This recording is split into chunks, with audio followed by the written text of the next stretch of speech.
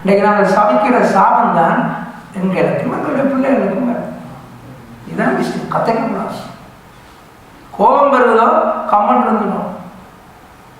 நாங்கள் இவ்வளவு ஆண்டவருடைய வார்த்தைகளை சொல்லியும் கேட்கல என்றது ஒரு பக்கம். போனா போகட்டும் என்று பார்த்தா எங்களை நக்கல் செய்து நையாண்டி பண்றாங்க. உங்களுக்கு ஆண்டவர் அடிக்கும்.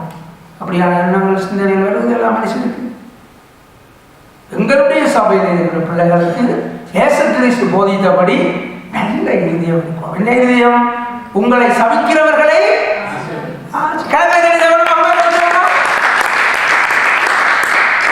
சபிக்கிறவர்களை ஆசீர்வதி. அவ்வளோ இங்கே போய்கொண்டே இருந்து நின்று பேர் கழிச்சு கொடுக்கக்கூடாது. போய்கொண்டே இருப்போம். அவங்களை சபிக்கிறாங்க எல்லாரும். God bless, God bless. போய்கொண்டே இருப்போம். அப்ப இந்த இடத்துல நம்ம பார்க்கிறோம், ஆண்டவர் அந்த ஊழியக்காரத்தில் கேட்கிற காரியம் வலது கைக்கும் இடது கைக்கும் வித்தியாசம் அறியாது. அப்ப அவங்க ஏன் பாவம் செய்கிறார்கள்? ஏன் தேவனுடைய வார்த்தைக்கு கீழ்ப்படுகிறார்கள்? இல்லை என்றால் தேவனை அவர்கள் அறியாமல் இருக்கிறார். அப்ப ஆண்டவருக்கு அந்த அறிவு இருக்குது. ஏன் இவங்க கீழ்ப்படியல என்ன? ஓகே, இதை பற்றி உங்களுக்கு இது சரியா தெரியல. ஆனா நானும் நீங்களும் என்ன செய்தவர்கள்? தேவனை நன்றாய் அறிந்தவர்கள்.